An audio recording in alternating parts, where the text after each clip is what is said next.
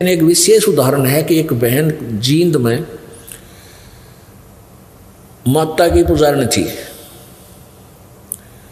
दुर्गा की, शेरा वाली की, और किसी को नहीं मानती थी। वह उसकी कट्टर पुजारन बचपन से ही, वो 50 साल के करीब हो रही थी उस समय तक वो उसकी पूजा करती हुई आ रही थी। घर में भी सारे सुख थे, अच्छा पूरी व्यवस्था थी। तो उधर से हमारी एक बहन ये यही रहती है, शशि,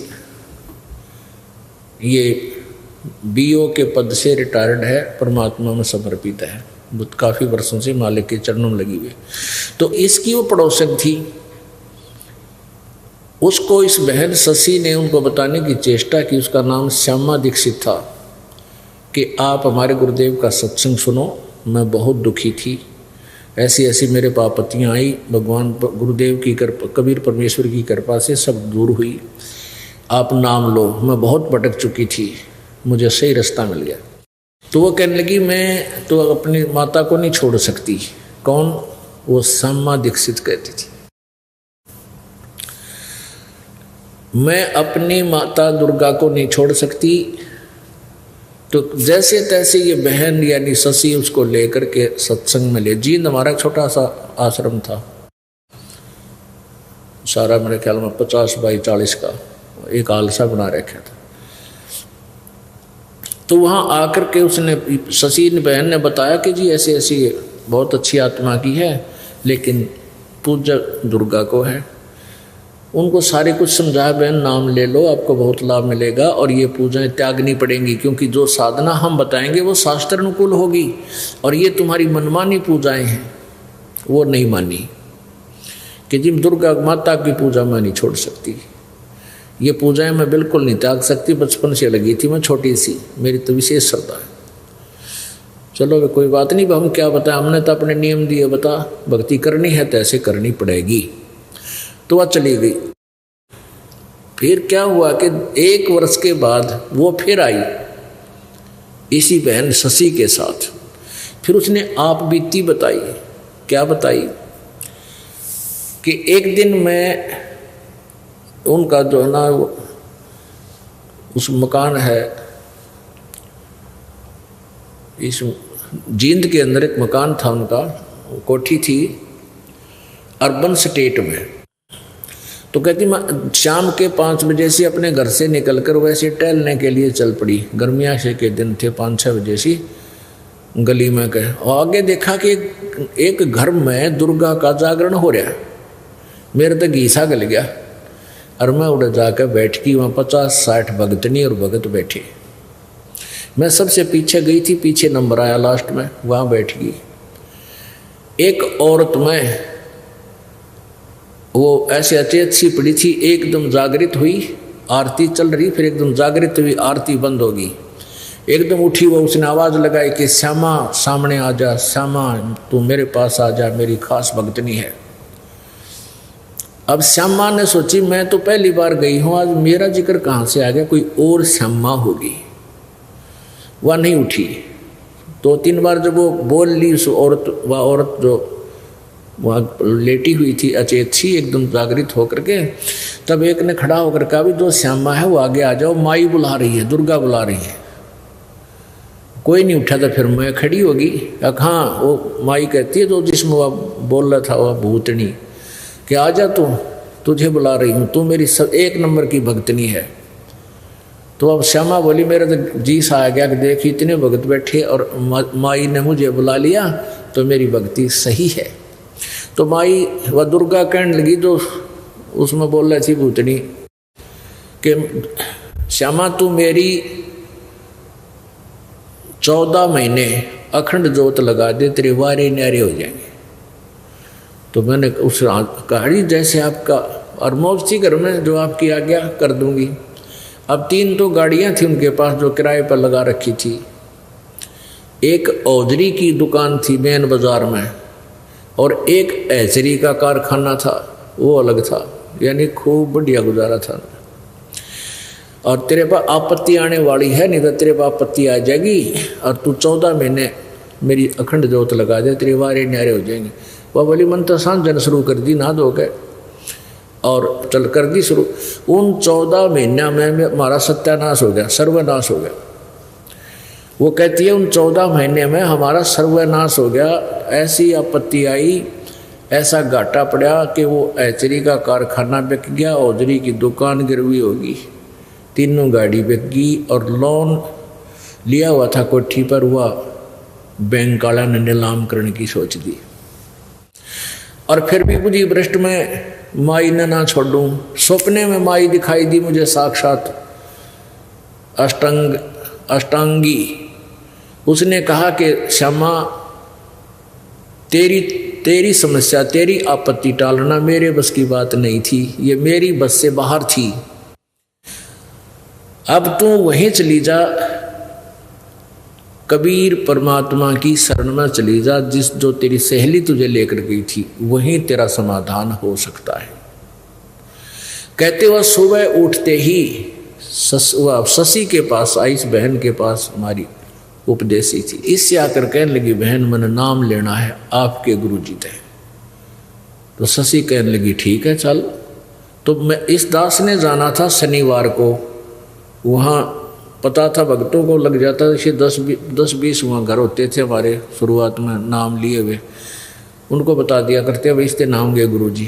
तो उस दिन मैंने जाना था, किसी कारणवश मैं नहीं गया वहाँ पर। तो उस दिन जिस दिन इस दास ने जाना था, सारा दिन इंतजार किया। अगले दिन फिर जाना था, अगले दिन भी नहीं जान पाया मैं, उस दिन भी उसने इंतजार करके घर आएगी। तीसरे दिन पहुंचा, तब उसने कहा जी, शशि बहन ने कहने लगी क्या नाम ले होगी जी। मैंने कहा मैं पहचान लिया वही बहन है। मैं कहना बहन टर्म एंड कंडीशन आज भी वही है हमारी, वो पूजाएं तने त्यागनी पड़ेगी जो शास्त्र विधि रहित करती थी। श्यामा बोली जी मैं पक्का मन करके आई हूँ और त्याग दूंगी। फिर सारी कहानी उसने तब बताई, उपदेश ले लिया। अब पुण्यात्मा उसमें उसको 30 लाख का नुकसान हो गया था, 30 लाख का। और फिर परमात्मा ने धीरे धीरे ऐसी रजा बख्शनी शुरू की, उस पर रोज नए नए सुख दे। और उसके पति की कैद हो गई थी, वो लोन किसी चक्कर में लोन ना भरने से या किसी कारण, तो परमात्मा ने रजा बख्शी, उसकी जमानत होगी और नौकरी लग गया। दोनों बच्चे धीरे धीरे नौकरी लग गए, यानी पुनर्स्थापित हो गए, और वो कर्जा भी ढीला हो गया। अब वो बहुत गुण गाती है। मैंने उस श्यामा से कहा बहन एक बात बता, यदि तू उस दिन नाम ले लेती जो पहली बार आई थी, तेरा 30 लाख का नुकसान नहीं होता, हो सकता 30,000 में टल जाता। और यदि नाम लेते ही ये 30,000 की हानि तुझे हो जाती तो नाम त्याग देती। क्या कहती कि मैंने माता छोड़ दी इसलिए मेरा 30,000 का टोटा हो गया, और ये तेरे को वरदान समझ ले कि तेने उस दिन नाम ना लिया, ये 30 लाख का टोटा तेरी माए दोहरा हो लिया। और जय मालिक की शरण माने से 30,000 का भी हो जाता तो इस भक्ति ने भी त्याग देती और 84 लाख योनिया में कष्ट उठाती। और ये कष्ट ये टली थी परमात्मा की कृपा से। 30 लाख का नुकसान 30,000 में टल जाता, ये टलता था भगवान की वजह कृपा से। और तू न सोचती मैंने माता छोड़ दी इसलिए 30,000 का टोटा हो गया, क्योंकि वो ज्ञान समझ चुकी थी।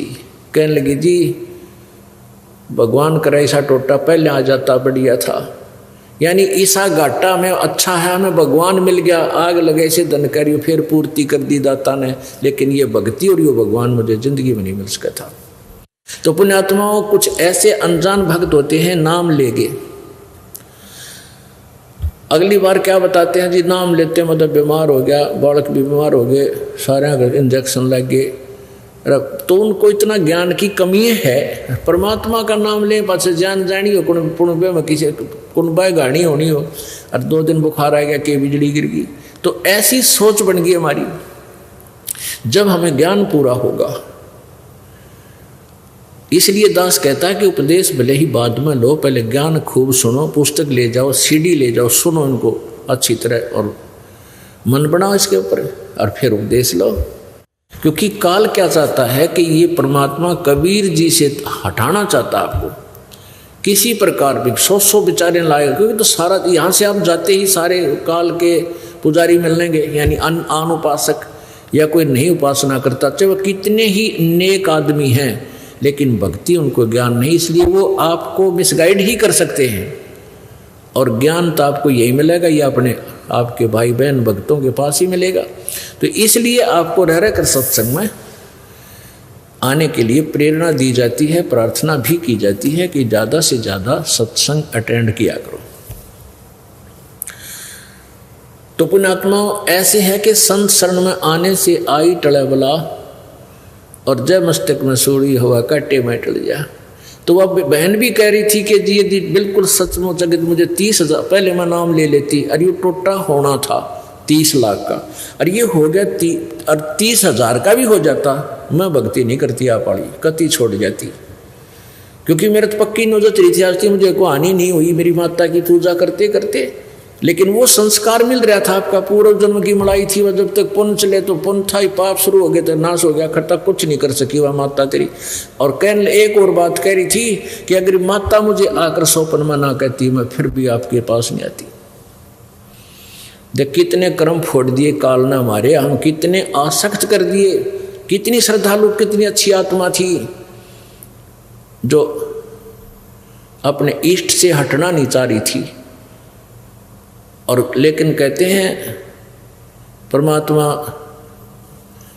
बताते हैं कि पुरुष जान सुमरा जमराई, भगवान जान के इस काल की पूजा करते रहे, इसको भगवान मानते रहे, अंत में हमें 84 लाख योनियों के धक्के खवा दिए काल भगवान ने। तो यहाँ कहते हैं कितनी अच्छी श्रद्धालु हैं, एक जिस इष्ट को पकड़ दिया छोड़ना नहीं चाहती, ये विवेक से हटा जाएगा। विवेक जब होगा, आप परमात्मा को इष्ट मानोगे, तभी आपको पूर्ण लाभ होगा। और जो पूजाएं तुम जिन उनकी करना चाहते हो यहाँ के शक्तियों की, वो भी ये दास आपको यथार्थ देगा, उससे उनको वो लाभ देंगे आपको जितना उनकी क्षमता का है। लेकिन जन्म मृत्यु, कर्म, पाप कर्म का दंड, संस्कार, प्रारब्ध कबीर परमात्मा के अतिरिक्त कोई चेंज नहीं कर सकता आपको। तो पुण्यात्माओं, वो जो बहन थी जिसका लड़का, उस लड़के ने भी उपदेश ले लिया, जिसके कांटा लग गया था और वह मौत बच गई थी, मृत्यु बच गई थी, उसकी चोरी नहीं करने जा पाया था प्रभु की कृपा से, उसने भी उपदेश ले लिया, सारी कथा गुरु जी से बताई। तो परमेश्वर के उस परमात्मा ही आए हुए थे, कबीर जी ऐसे ही चलते रहते हैं। इसीलिए तो आपको अभी तक यहाँ तक ले आए, इस कलयुग के इस पीक टाइम तक। कभी कहीं आपसे भक्ति करवाई, कभी किसी रूप में कहीं प्रकट होकर आपसे भक्ति करा गए। आपके 2-4 जन्म उस भक्ति के कारण आपको मनुष्य के मिलते रहे, और अब 600 साल पहले फिर आगे थे आपकी पूरी चार्ज करके बैटरी। तो इसी कारण से आपको मनुष्य जन्म मिलते रहे, और आपके अंदर चाह है भगवान की, अब आके फिर से मान लिए। तो लड़का अपनी माँ के साथ जाने लगा, बहुत श्रद्धा होगी माँ बेटिया की। अब लड़के की शादी होगी, वो बहन रामो फिर तो महाराज जी की सेवा में ज़्यादा रहने लगी। जैसे 2 दिन आते, 4 दिन आते या 10 दिन आते, प्रतिदिन 1 घंटा सत्संग भी करते थे। तो वह क्या करती थी, सत्संग के दौरान जो बाहर से आसपास के ग्रामों के भी भक्त आते थे, बर्तन ले जाती, कपड़े ले जाती, सबके साधु भक्तों के जैसे वहाँ भक्त रहते थे 10-5 महाराज जी के साथ, गुरु जी के कपड़े, वो कपड़े धोने की सेवा ले लेती। एक दिन वह साथ ही एक दरिया थी, बिल्कुल साथ से एक दरिया बनी हुई थी, वहाँ घाट पर धो के लाया करती थी। अब पर सत्संग शुरू हो जाता और उसको कह दिया कि माई ने बहन तू नौकर कपड़े धो लाई, मौका है, फिर सूखे को नहीं गए सर्दियाँ के दिन से। अब वह उसके कहने से लेकर सब कपड़े चल पड़ी, और मन उसका न्यू था सत्संग सुन लूँ। उसने क्या किया, वहाँ जाकर कपड़े बे दिए, पहले भिगोया करते कपड़ों को, और फिर कुछ देर बाद उसने मोगरे मागरे मार कर उन्हें धोया करते डंडों से। तो उसने सोचा ये कपड़े मैंने बे दिए और ये इतना मैल गलेगा, मैं सत्संग सुन लेती हूँ। वह थोड़ी सी दूरी पर था, वापस आके और आश्रम से बाहर ही बैठ गई। खूब आवाज़ सुनाई देती वहाँ, नो बैठी रही सारी। सत्संग शुरू कर रखा गुरुदेव ने, उसकी आँखों में आंसू आवे। मैं भी इसी दुखी थी। कथा सुना रहे थे परमात्मा जिसका लग गया उसका याद रहा करे, अन्यों रो है भगवान बड़ी दया करी। कति मेरे को तो नरक से निकाल लिया। यानी उसने 1.5-2 घंटा जो गुरुजी ने सत्संग किया उसको ये नहीं पता चला तू के काम आई थी, भूल गई। अब सत्संग समापन हुआ, जब उसकी वह चेतना आई, उसने सोची आज बात बिगड़ेगी। ये कपड़े सूखे को नहीं, सर्दियाँ के दिन हैं, गुरुजी नाराज होंगे, भगत के पहरेंगे और फिर मुझे यह सेवा मिले नहीं की। वह भागी गई। जाके देखा कि वहाँ कपड़े धोकर सुखा रखे हैं, काफ़ी कपड़े थे। उसने वहाँ जो और कपड़े धो रही थी गांव की नगर की आके बहन बेटियां उसी घाट पर जो नाम नहीं ले रखा था, उनसे पूछा कि मेरे कपड़े किसने धो दिए।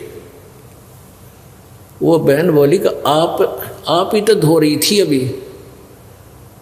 नहीं मजाक मत करो। उसने सोची तेरी सेवा छीन ली, इन न धो के सुखा दिए कोई सी। अब जो नाम ना ले रही उनके पास कहाँ टाइम है, इतनी अकल उनमें कहाँ से आ सकती है कि इतना लाभ उठा लें। उन्हें तो अपने कपड़े धोने मुश्किल हो जाए, फिर भैंसा की सानी बेड़ी है, फलान करना है, उनके 100 मन में चिंता रहती है। उनसे फिर पूछ रही है सच्ची बता बहन, एक को पकड़ के आए सच्ची बता दे। कहने लगी तू मूर्ख हो रही है, क्यों मजाक बना रही है, अभी आप तो खुद धो रही थी, अब सुखा रही थी। अब वह जानेगी हो ये तो परमात्मा की लीला थी। अब परमात्मा ने आके उस बहन का रूप बना के और सारे कपड़े धो के सुखा दिए, और वो सूखे कपड़े की गठड़ी बांधे आवे। एक और देखे थी बहन, उसने शिकायत कर रखी अंदर आश्रम में गुरुजी को, गुरुजी आरामो है ना, या तो जमाने कमी हो ली, इसने सुख घना हो गया। मैं सेवा दी थी कपड़े धोने की, यहाँ बैठी बैठी बाहर सत्संग सुन रही थी, अब गई है दौड़ी दौड़ी, कब ये सूखेंगे, कब आप पैरोगे, ऐसे वह कह रही। इतने में वह गठड़ी बांध के सारे कपड़े ले आई और ला के जिनको पता नहीं था वो कहने लगी इतना शर्म नहीं आई, वो टोंट कस रही है अंदर बढ़ते ही, ये कब सूखेंगे, तू ही गई है। फिर उसने सारी कथा बताई कि महाराज जी के सामने रो पड़ के एक परमात्मा आप इस दासी का रूप बना के कपड़े धो के सुखाए, महाराज मैं तो यहाँ बैठी बैठी सत्संग सुनो थी।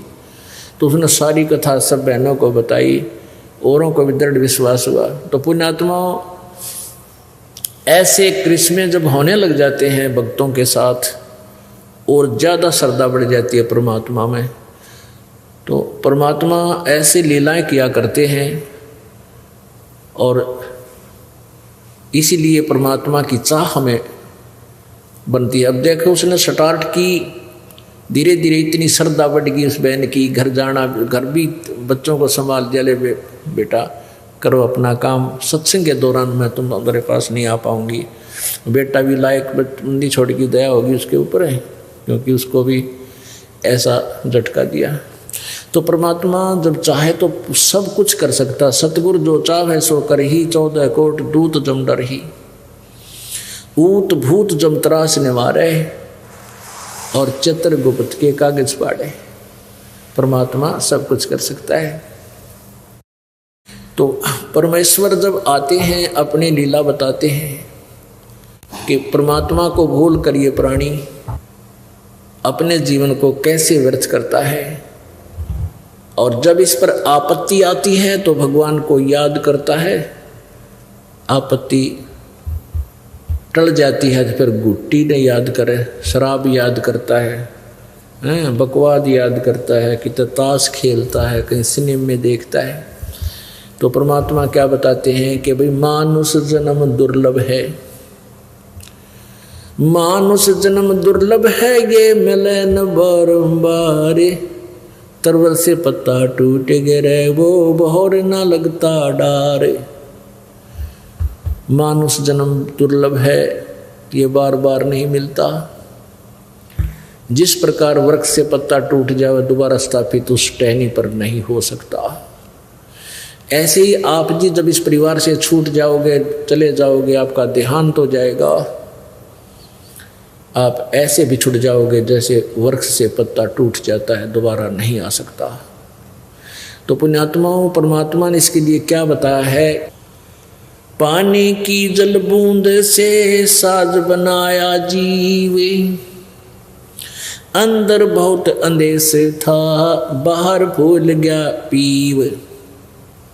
पानी की जल बूंद से साज बनाया साच, राखन हारे राखिया जठ रगनी की आँच।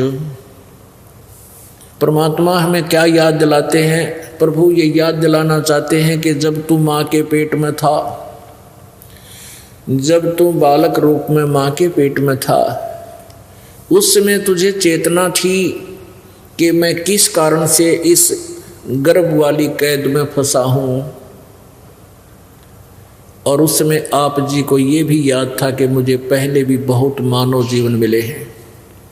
उन मानव जन्मों में मैंने परमात्मा की यथार्थ भक्ति नहीं की, सही संत मुझे मिले नहीं, और जीवन व्यर्थ करके मैं चला गया। फिर किन किन योनियों में किस प्रकार के कष्ट मैंने उठाए। तो उस माँ के पेट में भी इसको बहुत पीड़ा होती है। नीचे को सिर होता है, ऊपर को पैर होते हैं। और माता जब खट्टा मीठा खाती है, आहार करती है, नमक खाती है, तो उसका उस कच्चे बच्चे के कच्चे शरीर पर एक ऐसी चुभन होती है जिस कारण से वो मचलता है, पेट में ऐसे घूमता रहता है। वो घूमता इसलिए कि उसके जो दर्द होता, पीड़ा होती, जैसे मच्छर लड़ जाते हैं, तो उसको ऐसे खाज करके या कितने खाट पर रगड़ के जब उसको ठीक, वो खाज ठीक होती है, तो उस दृष्टिकोण से उसके वैसी चुभन होती है, तो उसको चुभन की खाज को ठीक करने के लिए वो ऐसे मचलता है, दिन रात मचलता रहता है। माता सो रही होती है, वो रो रहा होता है और घूम रहा होता है सारी रात, ओड़ा सोड़ा। और साथ में ये भी याद करता है परमात्मा, अब के इस कैद से मुझे बाहर निकाल दो, मैं आपको कभी नहीं भूलूंगा, आपकी भक्ति करूंगा, पेट के लिए थोड़ा जो कार्य है वो करूंगा, करते हुए भी आपको याद रखूंगा। पीछे मुझसे बहुत भूल बनी, उसको क्षमा करो प्रभु। अब वो धीरे धीरे वो दिन आ जाता है जिस दिन इसकी बंद पेट से छूटती है, बाहर आता है, और बाहर आते ही फिर इसको ये 3 इंजेक्शन लग जाते हैं। रजगुण ब्रह्मा, सतगुण विष्णु, तमगुण शिव जी की अंदर से निकल रही ये शक्ति, ये त्रिगुणमयी माया बनकर, और प्रत्येक नवजात शिशु के पेट से बाहर आते ही उसमें इंजेक्शन से लग जाते हैं, ये अचेत हो जाता है। इसको कुछ याद नहीं तू कौन था, कहाँ से आया है, ये काल भगवान की व्यवस्था है। तो उसको नए सिरे से पढ़ा जाता है, तो ये तेरा काका है, ये तेरी चाची है, ये तेरा चाचा, ये तेरा मामा, ये तेरी बुआ, ये तेरी माँ, ये तेरा पिता। तो फिर वो नए सिरे से पढ़कर फिर उसी रंग में रंग जाता है। अब भगवान भूल जाता है। काल यही चाहता है कि जवान युवा होते शादी हो जाए, शादी होती बच्चे हो जाए, फिर जुड़ जा काल के कोलू में, सारी उम्र पेट भरने के धंधे में बर्बाद करके मनुष्य जीवन को और मृत्यु को प्राप्त हो जाए, फिर गधा बन जाए। परमात्मा आते हैं, अपनी प्यारी आत्माओं को समझाते हैं, तुम जिस क्रिया को कर रही है फाइनल नहीं है। इस क्रिया के, इस कर्म के साथ साथ आपने एक आवश्यक कार्य भुला रखा है, परमात्मा की भक्ति का। आप पे आवे हैं, आप पे भगवान की में, आप पे परमात्मा है, और आप ही अपनी भक्ति के लिए अपने से अन्य भगवान बताकर आपको प्रेरित करते हैं। क्या बताते हैं? उस समर्थ की रीझ छुपाई, उस परम पिता, उस समर्थ परमात्मा ने तेरे ऊपर रीझ के यानी प्रसन्न होकर तेरे को माँ के पेट से बाहर निकाला, जब तू रो रहा था, तड़प रहा था और वचनबद्ध हो रहा था कि भगवान मैं कसम खाता हूँ आपको, आपकी भूल नहीं पड़ेगी, मैं आपकी भक्ति किया करूँगा। अरे फिर बार आते भूल गया। उसके लिए क्या बताते हैं? उस समर्थ की रीझ छुपाई, इब कुल कुटुम से राता, गर्भ के अंदर वचन भरे थे, कहाँ गई वो बाता। कितने प्यार थे। कहते हैं तब तू ये दिक्कत न बेटा बेटी कार को ठीक भगवान दिखाई ना देता। तो क्या बताते हैं कि उस समरथ की रीढ़ छुपाई जिस परमात्मा ने प्रसन्न होकर तेरे को सकुशल माँ के गर्भ से बाहर निकाल दिया, उसको भूल कर तू भी एक दूसरे पर आश्रित हो गया है। मेरा बेटा ऐसा है, मेरा बेटी ऐसी है, इतनी कमाई करती है, फलाना करती है, और भूल गया भगवान को। उस समरथ की रीढ़ छुपाई कुल कुटुंब से राता, रात माने लीन हो गया, कुल कुटुंब में उलझ गया तू। और गर्भ के अंदर वचन भरे थे, कहाँ गई वो बाता। जैसे कोई किसी को अपने प्यारे मित्र बहन भाई सहेली को बताता है ना, अच्छा भूल गया उन बातों ने, देख याद कर ले उस दिन क्या कहा था तुम, उस दिन क्या कह रहा था, ये भूल गया। तो यानी उसको वो वस्तु याद दिलाने के लिए, उसको मोल्ड करने के लिए परमात्मा, जैसे वचन कहे जाते हैं, परमात्मा प्रत्येक वाणी का प्रयोग कर रहा है। जैसे अपने आत्मा परमात्मा ने इतनी मोटी वाणी बोल रही, इतना मोटा ग्रंथ बना रखा है, अपनी वाणी बोल बोल के, कबीर सागर, कबीर वाणी, लोको कबीर दो हावली हैं। और फिर जिन संतों को मालिक ने अपनी चेतना दी, उन साक्षात्कार कराया, उनके अंदर ज्ञान योग खोल दिया, उन महापुरुषों ने भी से मोटे मोटे ग्रंथ परमात्मा की महिमा के बना रखे हैं। इसलिए बना रखे हैं कि ना जाने कौन सी वाणी किसके चुभ जा और उसका जीवन बदल जावे, वो निकल जा काल के जालते हैं। जैसे कुएं में बाल्टी गिर जाती है, कुएं में बाल्टी डोल गिर जाता है जो पानी निकालने वाला होता है, तो उस बाल्टी को निकालने के लिए एक रस्से से बांधकर 20, 22, 21 हुक डाले जाते हैं। उनको एक ऐसे गुच्छा बना दिया जाता है हुकों का, किसी का ऐसे मुंह, किसी का ऐसे मुंह, किसी का ऐसे, और ऊपर से इकट्ठे बांध दिए जाते हैं एक कड़े में, और रस्सी से बांधकर उनको नीचे डाल दिया जाता है। बाल्टी को खोजने के लिए ऐसे घुमाते हैं कुएं में, कूप में, तो वो ना उस एक कुंडे मुड़ज के आ जाती है। इसलिए ज़्यादा डाले जाते हैं कि ना जाने कौन से कुंडे मुड़ज जाए, वो कौन से हुक में सूत बैठ जाए, वो निकला हुआ बाहर। तो ये वाणी रूपी परमात्मा ने ये कुंडे यानी हुक डाल रखे हैं, ये बोल रखी है, ना जाने किस प्यारी आत्मा के कौन सी वाणी चुभ जा और निकला दलदल से बैठ जा, सत्संग में आकर भक्ति करे अपनी। अब माँ से के पेट से आने के बाद ये नए सिरे से इसको पढ़ाते हुए परमात्मा बताते हैं, पानी की जल बूंद से साज बनाया साची, रखण हारे राखिया तू जठरग्नि की आँचे। माँ के पेट में, गर्भ में, जहाँ हमारी पाचन क्रिया का सिस्टम है उसको जठराग्नि बोलते हैं, वहाँ बहुत ज़बरदस्त हीट है। अब परमात्मा की व्यवस्था बहुत ज़बरदस्त है और पुण्यात्मा ही इसको समझ सकती है। जहाँ पर भोजन हम जैसे रोटी आटा हमने जैसा भी पक्का कच्चा कर लिया, कई कच्ची सब्जियां भी खाते हैं, फल भी खाते हैं, और रोटी भी कच्ची पक्की ही होती है। इनको हम खाते हैं तो अंदर जा कर के इनको दोबारा गर्म करता है, अंदर परमात्मा का एक सिस्टम है, और उनको इतना गर्म कर देता है कि उनको नए सिरे तो अलग अलग अंश बनाए जाते हैं। तो कहते हैं उसी जहाँ तू तेरा एक चीकला सा बन रहा था शरीर का माँ के पेट में, गर्भ में, और वहीं पर इतनी भयंकर आँच थी, तेरा जरा सी लग जा तो सारा खत्म हो जाए। अब कहने का भाव परमात्मा का ये है कि जिस भगवान ने माँ के पेट में भी तेरी रक्षा की और माँ के गर्भ में तुझे आहार पहुँचाया, क्या आज वो तेरे प्रति सचेत नहीं है? कहने का भाव ये है कि जैसे माँ के पेट से बच्चा बाहर आता है, बाहर आने से पहले माँ के स्तन में दूध नहीं होता, और बच्चा बाहर आते ही इतना दूध भगवान दे देता है बच्चा पीवे और जूठा छोड़े, और उससे पहले ट्राई करके देख लो एक टोपा दूध नहीं होता। तो कहते हैं कि जब माँ परमात्मा ने तेरी इतनी चिंता है माँ के पेट से बाहर आने से पहले, और उसने पूरी व्यवस्था कर रखी, दूध चाहिएगा, दांत नहीं है बच्चे का दूध चाहिएगा तो दूध माँ के स्तन में व्यवस्था कर दी, तो क्या आज वो तुम्हारा मदद नहीं करेगा? तुम अपने में सियाने बन के चोरी करके मिलावट करके बकवाद करके 1 मिनट की फुर्सत नहीं भगवान भजन की, तो इन बातों से मन हटेगा, इन बकवादों से, और समय निकलेगा भगवान से। एक समय एक माई के बच्चे ना होया करते, एक संत उनके द्वार पर आता था। माई ने काफ़ी प्रार्थना की।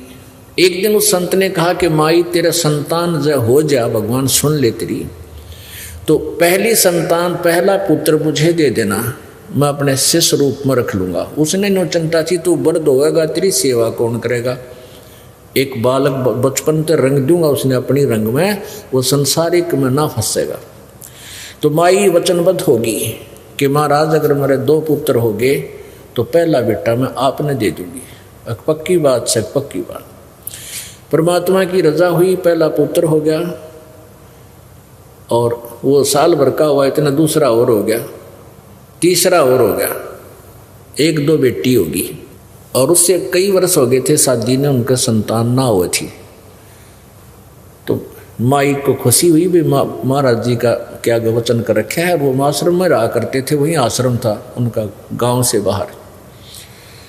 तो माई ने संदेशा दिया कि महाराज आपकी कृपा से ये पुत्र हुआ था, तो आपकी दया से 3 पुत्र हो गए और ये आपका बच्चा। ने बोला माई ने 2-1 साल और रख ले तो फिर मुझे दे दो। वो 3-4 साल का हो गया, थोड़ा सा तो महाराज को दे दिया।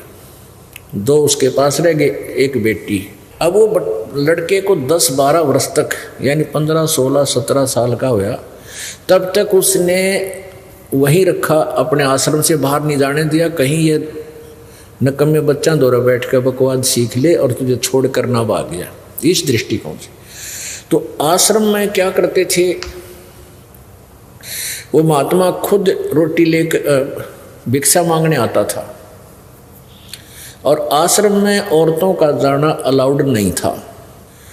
तो महाराज जी जो है खुद भिक्षा लेकर जाता था और बना खा लेते थे, वो लड़का बना लेता था, फिर शाना हुआ। तो एक दिन उस बच्चे के, उस महात्मा जी का बुखार हो गया बहुत ज़्यादा, और वो 2-3 दिन तक चल गया। जो भिक्षा ला रखी थी वह खत्म होगी। तो लड़का बोला महाराज जी आज मैं भिक्षा ले आता हूँ, आपकी आज्ञा दो।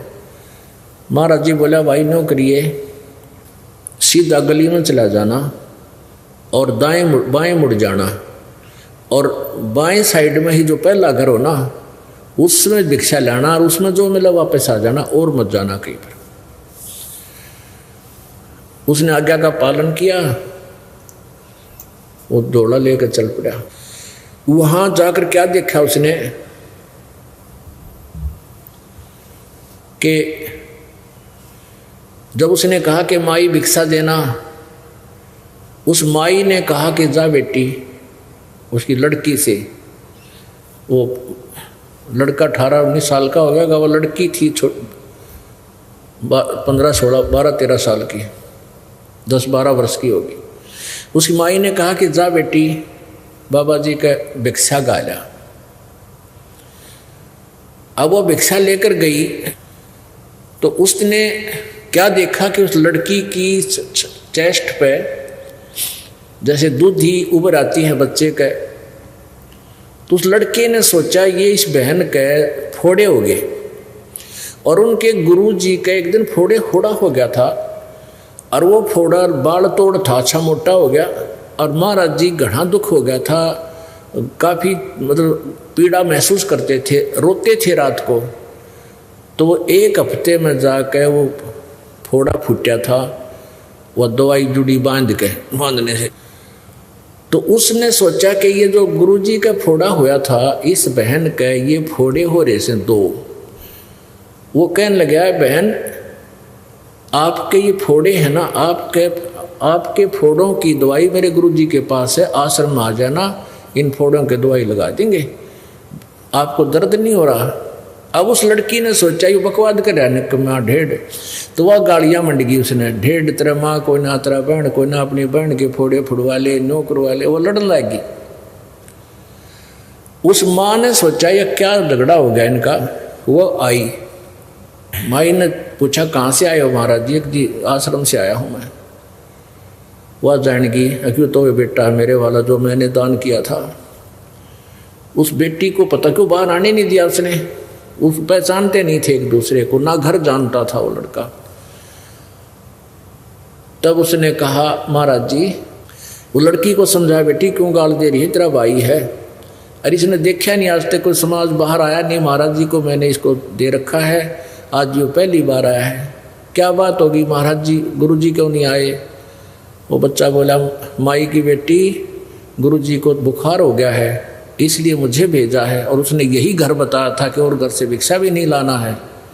और मैं तो इस बहन, क्या झगड़ा हो गया तुम्हारा, कि मैं तो इस बहन को कह रहा था कि मेरे गुरुजी का फोड़ा हो गया था, वो बहुत रोया करते थे, मैं इसको पूछ रहा था तेरे इन फोड़ों में दर्द नहीं होता बहन?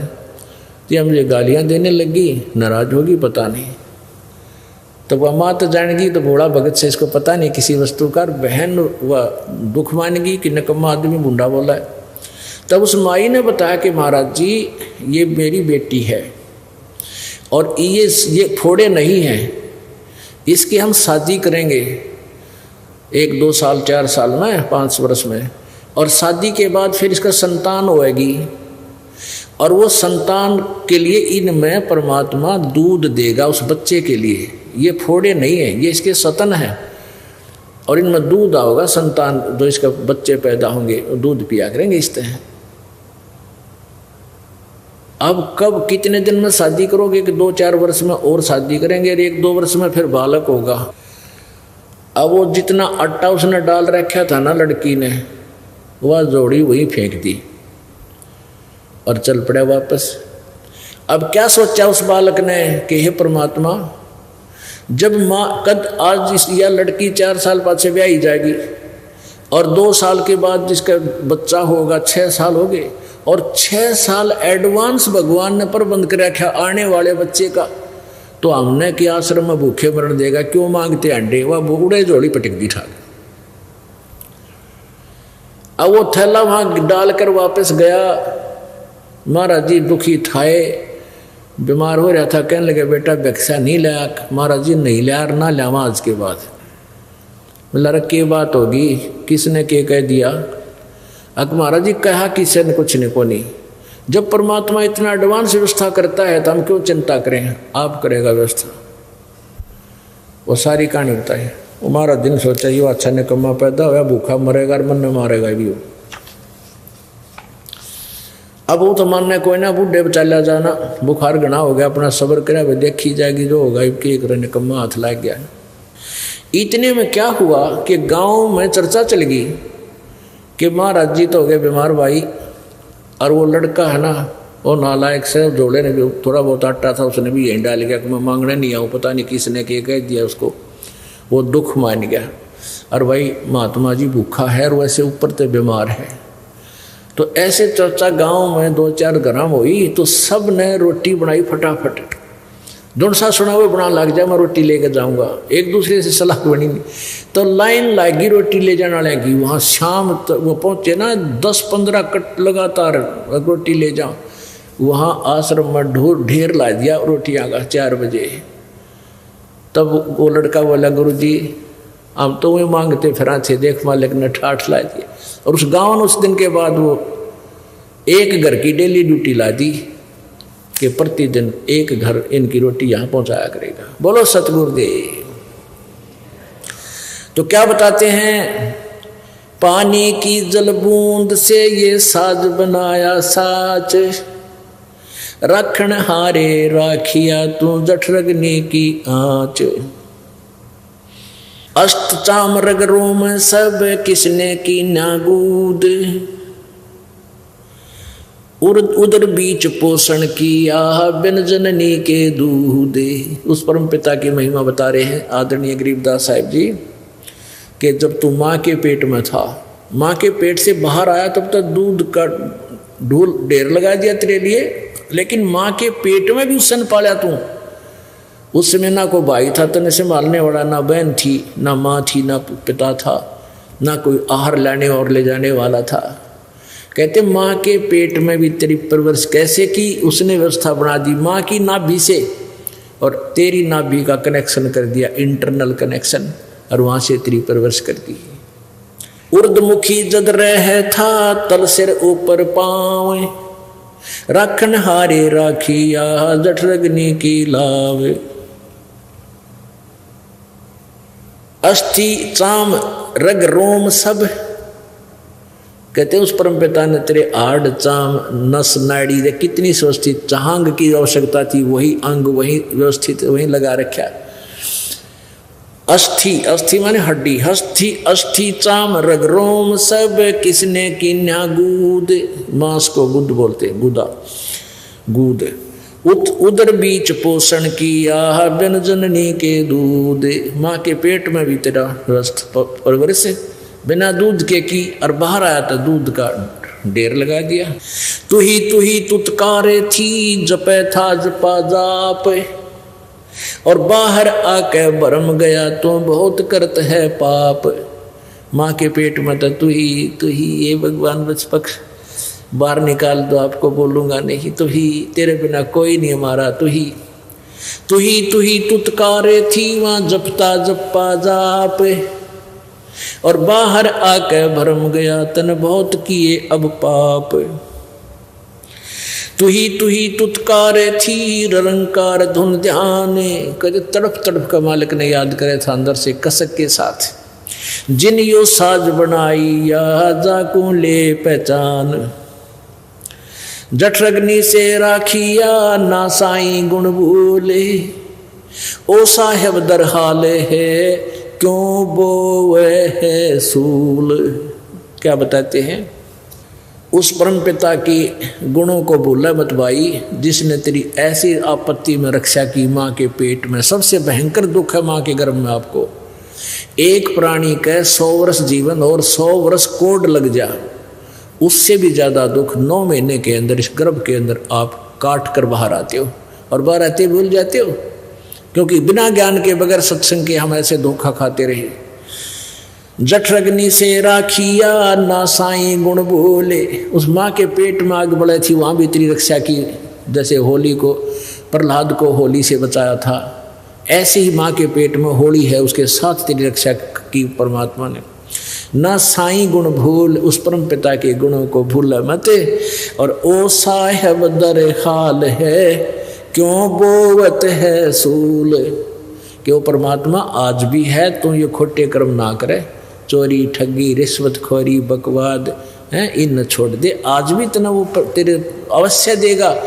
देखो पुण्यात्मा, यदि आप संत शरण में आते हो, परम संत की शरण में, कबीर जी की शरण में, परम संत के माध्यम से, तो आपके भाग्य में ना होगा वो भी देगा अच्छी वस्तु, और दुर्भाग्य होगा आपका कैंसिल करेगा।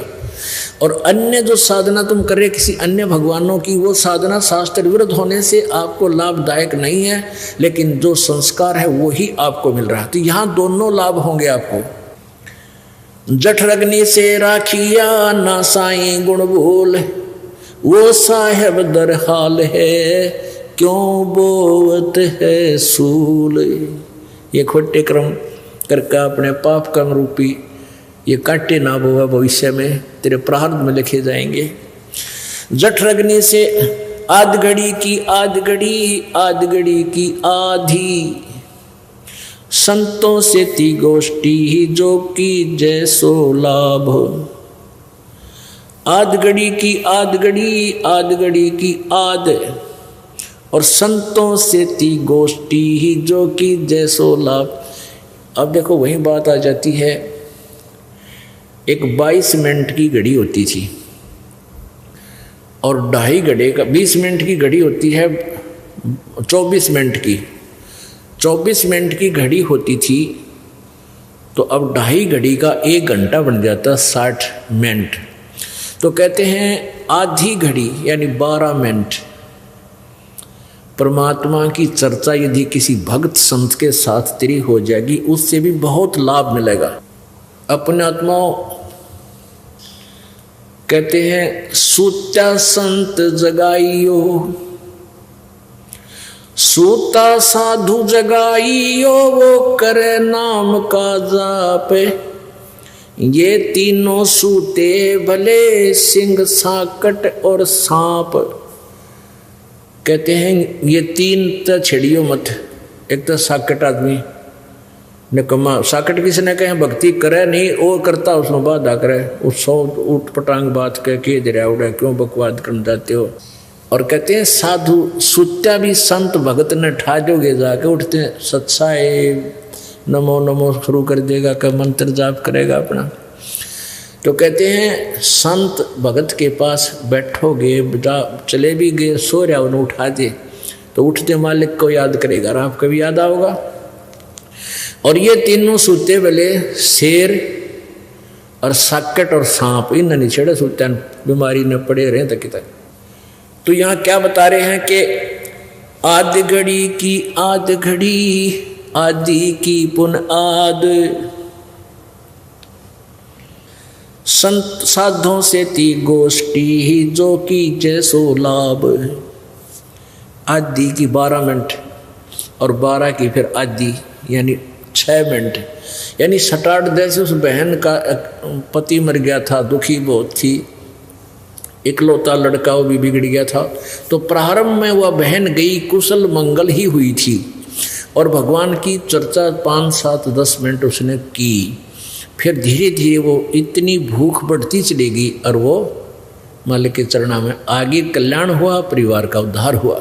तो यहाँ उसी की तरफ संकेत है। फिर परमात्मा की भक्ति साधना के विषय में क्या बताते हैं?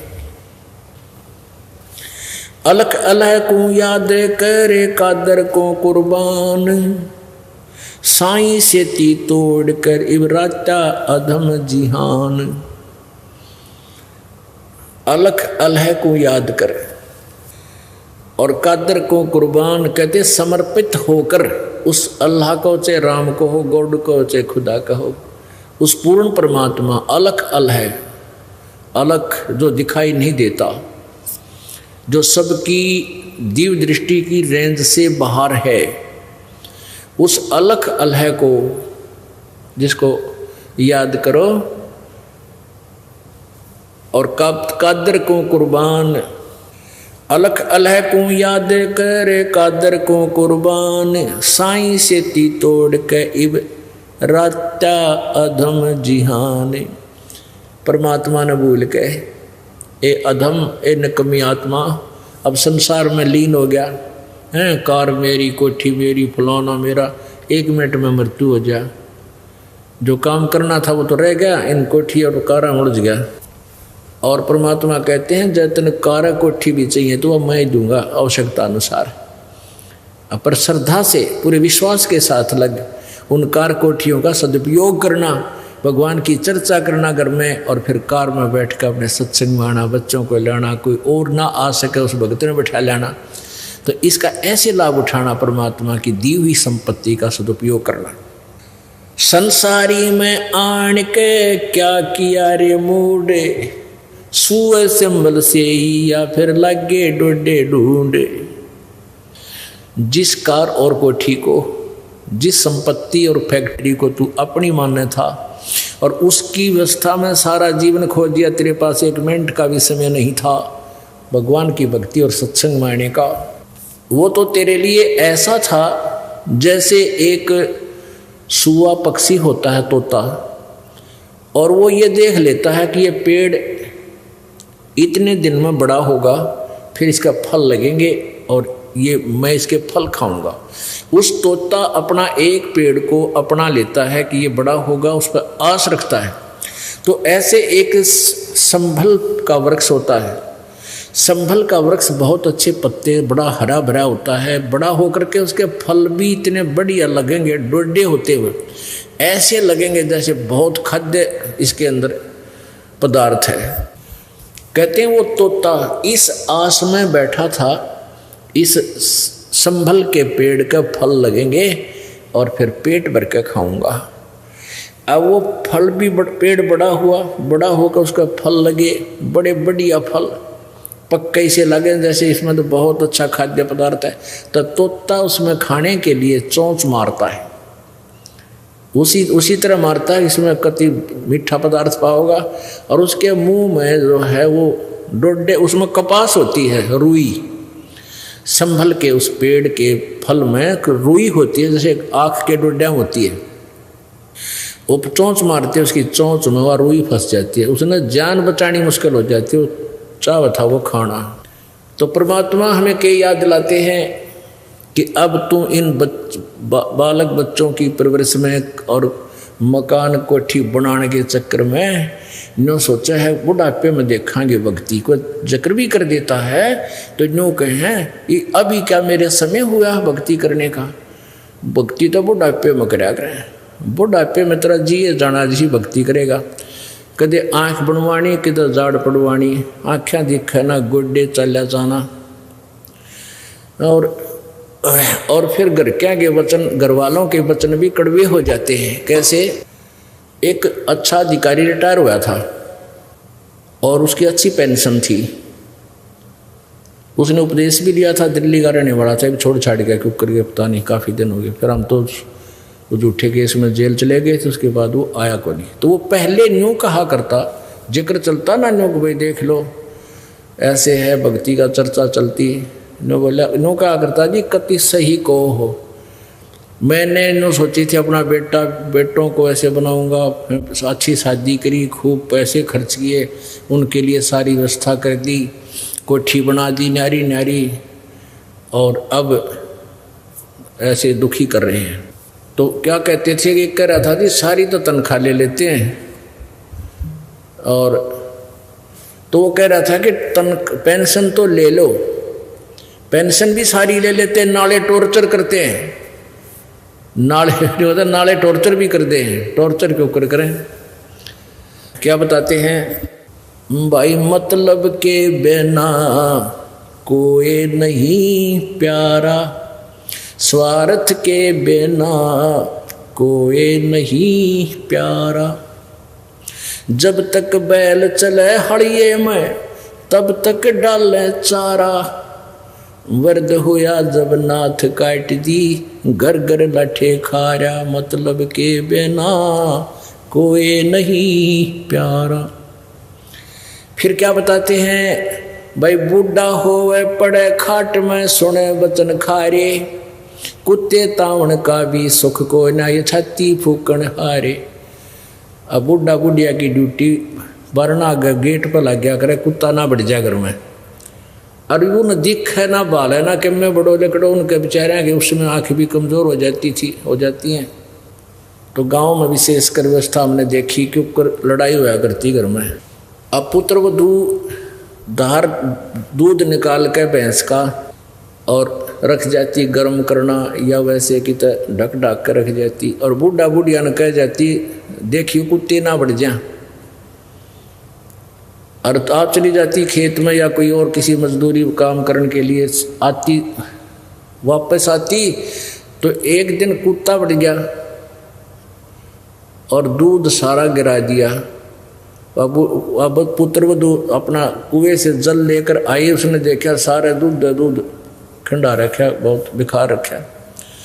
तो बूढ़ा बुढ़िया ने लागी सुना सलोक, कहते थारे कुत्ते तान का भी सुख को ना, मेरी छाती फूक दी तुमने, देख सारा दूध गिरवा दिया। उन्हें दिखा कौन बेचारा ने भी निकल गया दोहरे का, कुत्ता बड़ा उस्ताद हो है, खेदे ही जाया करे, इतना जान भी ना चढ़। अब यहाँ परमात्मा बताते हैं वृद्ध हुए फिर पड़े खाट में सुने वचन खारे, और कुत्ते तान का सुख को ना ये छाती फूकना रे। तो पुण्यात्माओं परमात्मा कहते न्यू को बुढ़ापे में देखा है भक्ति, अब बुढ़ापे में तो ऐसी भक्ति होगी तरह जिए जानेगा।